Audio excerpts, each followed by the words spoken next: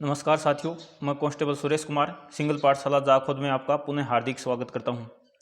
दोस्तों, एक अच्छे मनोयोग के साथ एक शानदार क्लास लेकर मैं सिद्ध साहित्य पर आज आया हूं। दोस्तों, हम पढ़ रहे हैं हिंदी साहित्य का इतिहास और आदिकाल में हमारा चल रहा है सिद्ध साहित्य।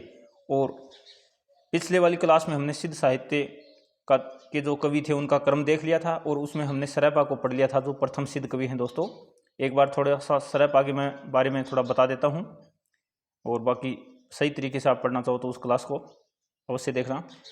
तो दोस्तों, प्रथम जो सिद्ध कवि हैं वो सरैपा हैं और उनका समय 769 ईस्वी है। दोस्तों, और सरैपा सहजयान के प्रवर्तक माने जाते हैं सिद्धों में। और सिद्ध साहित्य की शुरुआत है दोस्तों सरैपा से मानी जाती है और हिंदी साहित्य की शुरुआत भी सरैपा से मानी जाती है। और सरैपा के एक दो कथन दोस्तों मुख्य कथन हैं। जैसे एक तो उन्होंने पंडितों के बारे में कहा कि पंडित सहज सहल बखानी देहई बुद्ध बसंत न जानी, यानी पंडित लोग हैं वो वेद और शास्त्रों के जो ज्ञान का आडंबर कर रहे हैं वो देहस्थ यानी शरीर के अंदर जो हमारे आत्मा रूपी प्रकाश है उसको पहचान नहीं पा रहे हैं। तो इस प्रकार के उनके एक दो कथन और भी महत्वपूर्ण हैं। जहाँ मन पवन न संचरई, तो इस प्रकार के दो तीन महत्वपूर्ण कथन हैं और उनके बारे में जो विद्वानों के कथन हैं सरैपा के वो बहुत ही महत्वपूर्ण हैं दोस्तों। तो उस क्लास को भी आप अवश्य पढ़ना और उस क्लास को पढ़ने के बाद दोस्तों ये क्लास भी आपको सही तरीके से समझ में आएगी। और वो जो सिद्ध साहित्य की विशेषताओं वाली क्लास है दोस्तों, प्रश्न अक्सर उसी में से बनता है, तो वो भी अवश्य देखना है। और चलो आज हम इस क्लास की करते हैं शुरुआत। ये दूसरा कवि पढ़ रहे हैं हम सिद्ध साहित्य में दोस्तों, और दूसरा कवि का नाम है दोस्तों लुइपा। लुइपा कायस्थ परिवार में जन्मे थे दोस्तों और इनका समय था 773 ईस्वी, सर्वमान्य मत है दोस्तों। और 830 ईस्वी हजारी प्रसाद द्विवेदी ने इनका समय माना है, जो कि मान्य नहीं है। सर्वमान्य समय है लुइपा का 773 ईस्वी। और इनके गुरु का नाम दोस्तों सबरप्पा है और इनकी 3 रचनाओं अभी तक उपलब्ध हो पाई हैं। उपलब्ध तो दोस्तों एक ही है, लुइपाद गीतिका ही है, बाकी 2 और रचनाओं का उल्लेख भी मिलता है दोस्तों। लुइपाद गीतिका खंड काव्य है दोस्तों, 240 पद हैं इसमें। उपदेश प्रधान रचना है। वणिक की कथा के माध्यम से सहज जीवन के महत्व को समझाया गया है दोस्तों। और इनकी 2 रचनाएं का नाम और मिलता है, बुद्धोदय बुद्ध प्लस उदय और अभिसमय विभग। ये दोनों रचनाएं दोस्तों उपलब्ध नहीं हैं, अनुपलब्ध रचनाएं हैं दोनों। और लुइपा की प्रमुख पंक्तियां दोस्तों, लुइपा की पंक्तियां भी अक्सर एग्जाम में आती रहती हैं, तो इनकी 2-3 पंक्तियां देखते हैं हम जो मोस्ट हैं। का तरुवर पंच विडाल चंचल चिए पैठा काल डिड करिए मासू परिणाम लई भणई गुरु पूछे जान। यानी दोस्तों कहते हैं कि मैं का तरुवर पंच विडाल यानी काया रूपी पेड़ पर 5 विडाल यानी पंच विपरीत डालियां लगी हुई हैं। चंचल चिए बैठा काल, 5 विडाल को मतलब पंच विडाल का मतलब होता है दोस्तों 5 जो विकार है ना, काम क्रोध मोह लोभ, ये जो पंच विकार हैं इनके बारे में कहा है ये कि जो हमारे शरीर में विद्यमान रहते हैं। और चंचल चिए बैठा, और हमारे जो शरीर पर काल मंडराता रहता है यानी मृत्यु कभी भी आ सकती है। दृढ़ करिए महासु परिणाम, यानी दृढ़ता से महासुख के परिणाम यानी ईश्वर के को जो महासुख है उसको दृढ़ता से पहचान लेना चाहिए। यदि ऐसा नहीं कर पाते हैं तो लई भणई गुरु पूछे जान, तो गुरु से रास्ता पूछना चाहिए यानी गुरु के पास चले जाना चाहिए। भाव न हो, अगला जो इनका पंक्तियां हैं, भाव न होय अभाव अणजानी ऐस संबोहे को पतियाय लुई भणई बट दुलख विनान तिल धाये विल सही अह लागेना। तो दोस्तों ये भी बहुत महत्वपूर्ण पंक्तियां हैं लुइपा की। तो ये दोनों ही पंक्तियां दोस्तों आपको याद रखनी हैं। भाव न होय अभाव न जानी ऐस संबोहे को पतियाय, दोस्तों ये भी बहुत महत्वपूर्ण पंक्तियां हैं और अक्सर एग्जाम में आती रही हैं। और लुइपा के बारे में दोस्तों विशेष तथ्य देखते हैं। तो दोस्तों लुइपा को मैं बता दूं, आप जो साधना की दृष्टि से लुइपा जो 84 सिद्धों में सबसे ऊंचा स्थान है और रहस्यवाद की दृष्टि से भी सबसे बड़े कवि सिद्ध कवियों में दोस्तों लुइपा ही माने जाते हैं। तो विशेष तथ्य हम देखते हैं, 84 सिद्धों में साधना की दृष्टि से लुइपा का सबसे ऊंचा स्थान है। लुइपा की साधना का प्रभाव देखकर उड़ीसा के तत्कालीन राजा दारिकपा, जिनका नाम था मोहन क्षत्रिय, तथा उनके मंत्री डेंगीपा उनके शिष्य बन गए थे दोस्तों। जो लुईपा के समय उड़ीसा के शासक थे उनका नाम था मोहन क्षत्रिय, और उसके बाद सिद्ध साहित्य में आ गए थे, वो इनके चेले बन गए थे लुईपा जी के, और उनका नाम रख दिया गया। उनके बाद दारिकपा, और उनका मंत्री था डेंगीपा, वो दोनों इनके शिष्य बन गए लुईपा के। इनकी साधना का इतना अच्छा प्रभाव था, यानी अच्छे साधक थे ये। सिद्ध कवियों में सबसे बड़े रहस्यवादी कवि लुईपा माने जाते हैं। दोस्तों ये दो बात तो इनके बारे में बहुत महत्वपूर्ण है। अक्सर ये तीनों ही पूछी गई बातें हैं कि कौन से सिद्ध कवि का प्रभाव देखकर उड़ीसा के राजा उनके शिष्य बन गए थे, ये बात भी पूछी हुई है परीक्षा में, तो ये भी महत्वपूर्ण है। और ये भी साधना की दृष्टि से सबसे ऊंचा स्थान लुईपा का है, और रहस्यवाद की दृष्टि से भी लुईपा ही सबसे बड़े कवि हैं सिद्ध कवियों में। रहस्यवाद क्या होता है दोस्तों? किसी चीज़ को जानने की जो जिज्ञासा है, इच्छा है, वो रहस्यवाद होता है। और साधक लोग किसको जानेंगे? साधक लोग ईश्वर को जानने की इच्छा रखेंगे। तो मुख्यतः ही यहाँ रहस्यवाद का अर्थ यही है कि ईश्वर को जानने की जो इच्छा है वो रहस्यवाद है। तो ईश्वर की जानने की इच्छा से संबंधित इन्होंने जो पद लिखे उनका अलग ही कोई अर्थ निकल रहा है, सामान्य अर्थ न निकल के ईश्वर को जानने के लिए उनका अर्थ निकल रहा है। तो इस प्रकार के इनके जो पद हैं लुईपा के। कणैपा ने अपनी रचना चर्या ऐचर्या है दोस्तों, ये जो नाम है यहाँ, चर्या ऐचर्या विनिश्चय लुईपा को सहज धर्म का प्रथम आचार्य बताया है। दोस्तों कणैपा की एक रचना है, उसका नाम है चर्या ऐचर्या विनिश्चय, और उसमें क्या उल्लेख किया है कणैपा ने उल्लेख किया कि जो सहज धर्म का प्रथम आचार्य है वो कौन है? लुईपा है। और दोस्तों एक बात और बता दूं मैं आपको, जो सहजयान के प्रवर्तक हैं वो सरैपा हैं दोस्तों, और लेकिन यहाँ क्या करें हैं कि सहज धर्म का प्रथम आचार्य ये बता रहे हैं। कणैपा किसको बता रहे हैं? लुईपा को बता रहे हैं। और कौन सी रचना बता रहे हैं? चर्या ऐचर्या विनिश्चय में, यानी कणैपा की एक रचना है, उसका नाम है चर्या ऐचर्या विनिश्चय, यानी आचरण योग्य और आचरण निषेध कौन से पद हैं, कौन से हैं। चर्या का मतलब आचरण योग्य पद, और ऐचर्या का मतलब आचरण योग्य अयोग्य। ऐचर्या है ये नाम दोस्तों, आप सुधार कर लेना, मैं आपको बताता हूँ थोड़ा है।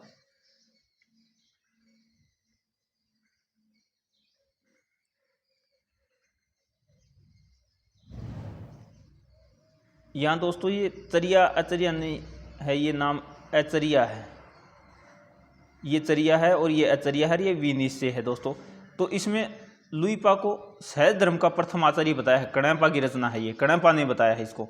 कणैपा हम आगे पढ़ेंगे दोस्तों, सिद्ध कवि है ये भी, और इन्होंने सहज धर्म का प्रथम आचार्य लुईपा को माना है। और दोस्तों सहजयान के जो प्रवर्तक हैं वो सरैपा है। ये दोनों बात अलग अलग हैं, ये प्रश्न पूछा जाता रहा, तो कहीं सहज का नाम देख के आप कंफ्यूज मत होना। सहज धर्म का प्रथम आचार्य कणैपा ने माना अपनी रचना चर्या ऐचर्या विनिश्चय में लुईपा को, और सहजयान के प्रवर्तक हैं दोस्तों सरैपा।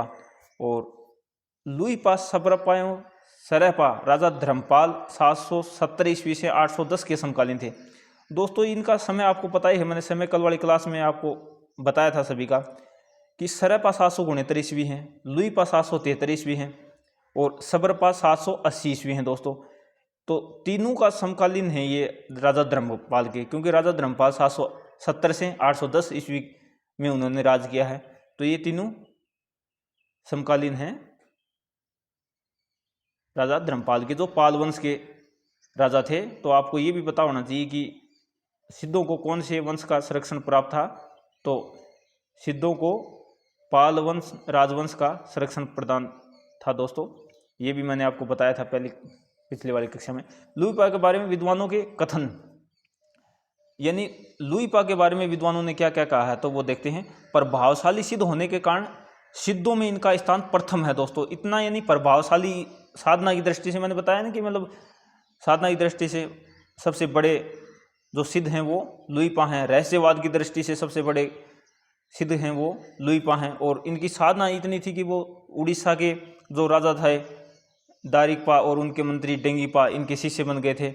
तो इनकी साधना का प्रभाव के बारे में बात करते हुए रामकुमार वर्मा जी क्या कहते हैं? प्रभावशाली सिद्ध होने के कारण सिद्धों में इनका स्थान प्रथम है। तो ये रामकुमार वर्मा जी का कथन है, और ये याद रखना है दोस्तों, पूछा हुआ है। लुईपा सरैपा के शिष्य हैं और राजा धर्मपाल के लेखक थे। डॉक्टर रामकुमार वर्मा ने ये मानना है कि मतलब लुईपा है ना वो सरैपा के शिष्य हैं। हमने देखा कि लुईपा का जो गुरु है वो सबरप्पा है, हमने अभी पढ़ा है। और ये बताते हैं कि लुईपा सरैपा के शिष्य हैं तथा राजा धर्मपाल के लेखक हैं। राजा धर्मपाल के लेखक तो हो सकते हैं, ये बात तो इनकी सही हो सकती है, लेकिन लुईपा को सरैपा के शिष्य मानते हैं, ये इनका मत सही नहीं है। तो ये कथन है इनका, ये कथन अवश्य ध्यान रखना है। कई बार इसी प्रश्न को घुमा के ये पूछ ले कि रामकुमार वर्मा ने लुईपा का गुरु किसको माना, तो सरैपा को माना, जबकि सरैपा है नहीं, लुईपा के गुरु सबरप्पा हैं दोस्तों। और सबरप्पा लुईपा से छोटे होते हुए, क्योंकि लुईपा का समय 773 ईस्वी बड़े हैं और सबरप्पा 780 ईस्वी में पैदा हुए हैं, और फिर भी इनके गुरु दोस्तों अच्छी तरीके की है ना, यानी इन छोटे सिद्ध होकर भी बड़े वाले के गुरु हैं।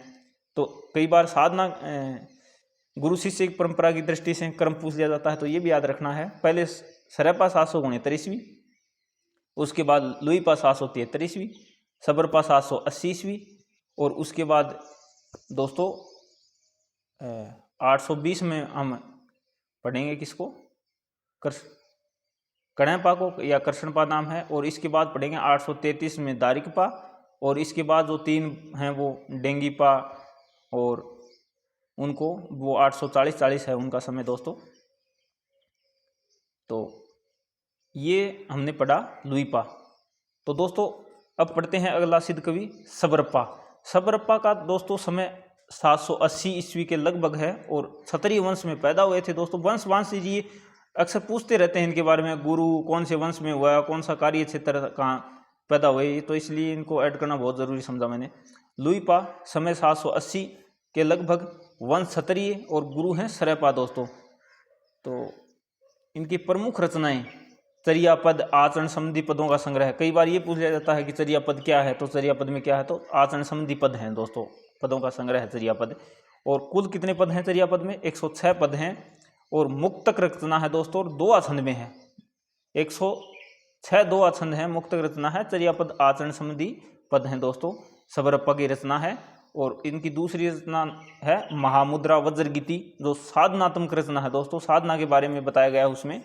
और वज्र योगिनी साधना दोस्तों, ये जो वज्र योगिनी साधना है, इसका नाम कहीं कहीं वज्र योगिनी साधन मिलता है दोस्तों, और कहीं वज्र योगिनी साधना। तो जैसा भी ऑप्शन में उपलब्ध हो आप कर सकते हो, कंफ्यूज नहीं होना है। कहीं ये बताएं समझ बैठोगी, हमने तो वज्र योगिनी साधना पढ़ा था, वज्र योगी साधन कहाँ से आ गया, तो वज्र योगिनी साधन भी कहीं कहीं नाम मिलता है, तो कंफ्यूज नहीं होना है। इसके बाद चिगुई है गंभीरार्थ गीति, ये भी इनकी रचना है दोस्तों। और शून्यता दृष्टि भी सबरप्पा की रचना का नाम मिलता है दोस्तों। सबरप्पा ने बाह्य आडंबरों का विरोध करते हुए सहज जीवन पर बल दिया तथा सहज जीवन को ही महासुख की प्राप्ति का एकमात्र साधन बताया। इन्होंने कहा कि मतलब जो बाह्य आडंबर हैं, जैसे बाह्य आडंबरों में भाई साधना की दृष्टि से देखें तो माला पहनना, कंठी माला, तिलक छापा, ये जो बाह्य आडंबर है नहीं, इनका इन्होंने मतलब विरोध किया। और सहज जीवन यानी दिखावटी जीवन न होकर सहज जीवन को ही महासुख की प्राप्ति का एकमात्र साधन बताया। यानी सहज रह के हमें महासुख प्राप्त किया जा सकता है, वो एकमात्र रास्ता है सहज रह के महासुख प्राप्त करने का, इनका कहना है सबरप्पा जी का।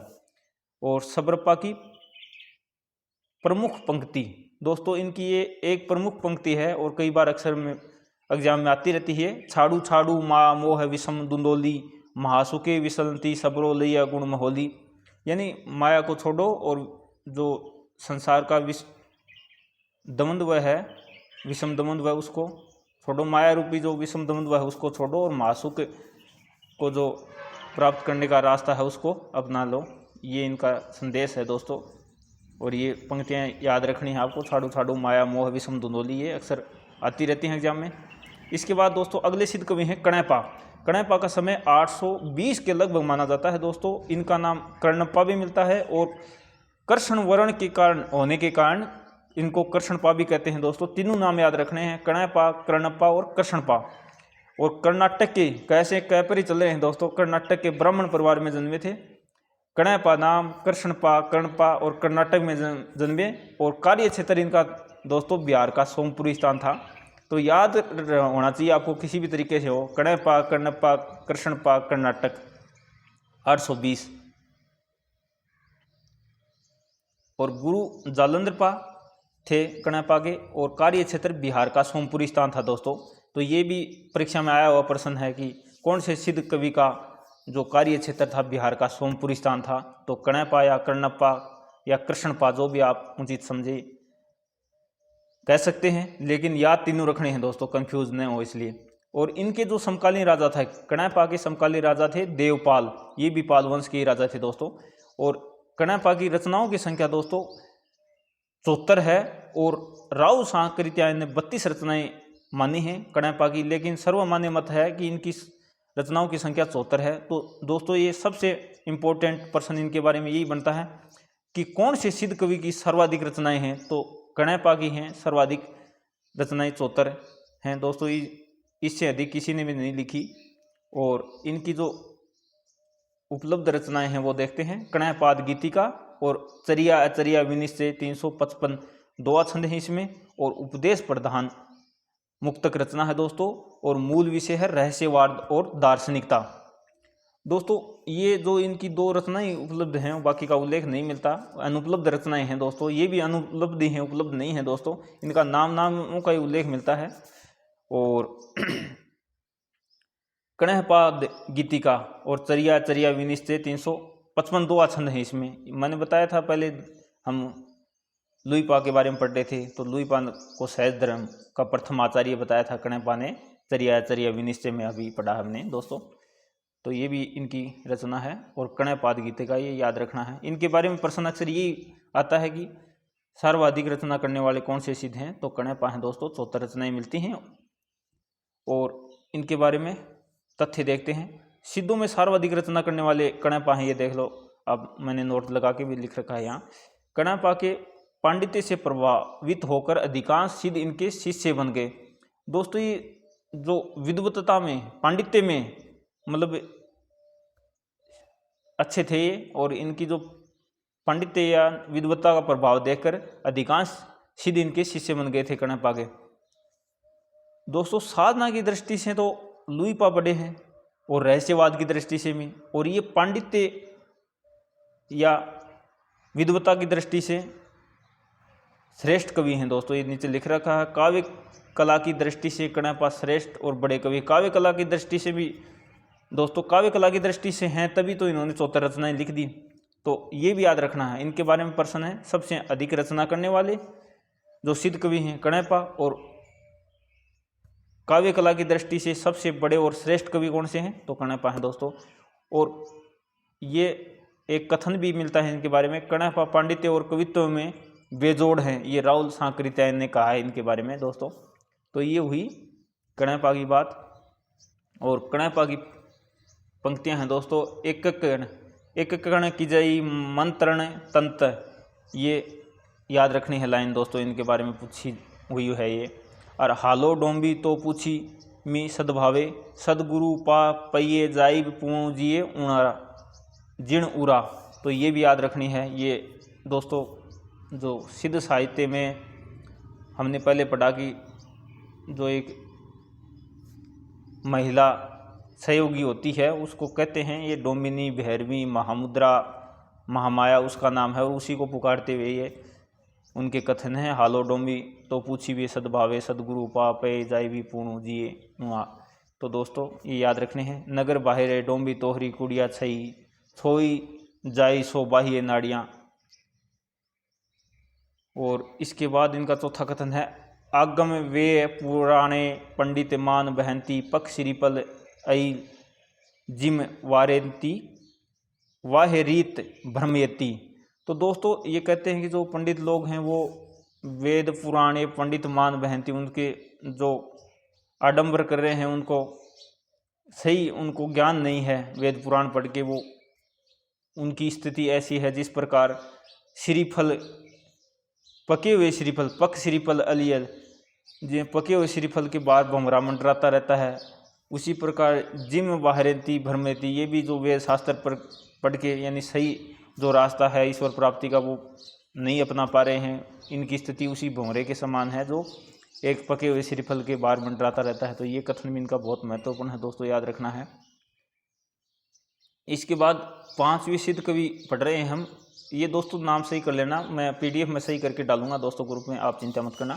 ये डोम्बिपा नाम है या अगला नाम है डोम्बिपा, और ये मैं सही कर दूंगा दोस्तों, टाइपिंग की मिस्टेक हो गई। और इनका समय दोस्तों 840 ईस्वी है, और इनके गुरु का नाम विरूपा और वीणापा। दोस्तों इनके दो गुरुओं का उल्लेख मिलता है, विरूपा और वीणापा। दोस्तों सही ज़्यादा विरूपा ही माना जाएगा, लेकिन विरूपा नहीं, ऑप्शन में वीणापा आ जाए तो ये भी कर सकते हो आप। और जन्म वंश दोस्तों इसका मगध का क्षत्रिय वंश में ये पैदा हुए थे। और इनकी रचनाएं दोस्तों 21 रचनाएं हैं, और 21 रचनाओं में 3 रचनाएं उपलब्ध रचनाएं हैं, डोम्बी गीतिका, योगचर्या, अक्षर दिव्यकोपदेश दोस्तों। और जो इनकी ये अक्षर दिव्यकोपदेश रचना है दोस्तों, ये शब्दकोश है और पर्यायवाची कोश है दोस्तों। और वर्णमाला के एक एक अक्षर के माध्यम से दार्शनिक विषयों का निरूपण किया गया है दोस्तों इसमें। और मुक्तक रचना है दोस्तों, कौन सी? अक्षर दिव्यकोपदेश किसकी रचना है? डोम्बिपा की रचना है। योगचर्या किसकी रचना है? डोम्बिपा की रचना है। डोम्बी गीतिका किसकी रचना है? डोम्बिका की रचना है। और ये 21 रचनाएं मिलती हैं इनकी। तो कई बार ये पूछ लिया जाता है डोम्बिपा की रचनाएं की संख्या कितनी है, तो दोस्तों 21 रचना है और उपलब्ध रचनाएं 3 हैं। डोम्बी गीतिका में तो दोस्तों नाम ही आ रहा है उनका, योगचर्या, अक्षर दिव्यकोपदेश। अक्षर दिव्यकोपदेश के बारे में पूछ लिया जाता है कई बार, क्या है? तो शब्दकोश या पर्यायवाची कोश है। वर्णमाला के यानी एकोक अक्षर के बारे के माध्यम से दार्शनिक विषयों का निरूपण किया गया है, मुक्तक रचना है दोस्तों ये। अब दोस्तों ये जो सिद्ध साहित्य में जिन होने के बारे में साहित्य मिलता है वो हमने लगभग पढ़ लिए। 5 ही कवि मोस्ट हैं, और इनके बाद भी 1-2 कवि और हैं सिद्ध साहित्य में। वैसे इनकी संख्या मैंने आपको बताया था कि 84 सिद्ध हैं, और उसमें 4 महिलाएं हैं। महिलाओं के नाम आपको अवश्य याद रखने हैं। और इनमें 5 ऐसे भी हैं जो सिद्ध और नाथ दोनों में गिने जाते हैं, वो भी मैंने आपको बताया था। एक बार मैं फिर दोहरा देता हूँ। जो 5 महिला जो साधक थी या योगिनियाँ थी, कनकलापा, मेघलापा, मणिभद्रा और कनकलापा, मेघलापा, मणिभद्रा, और एक नाम मैं भी चूक रहा हूँ दोस्तों,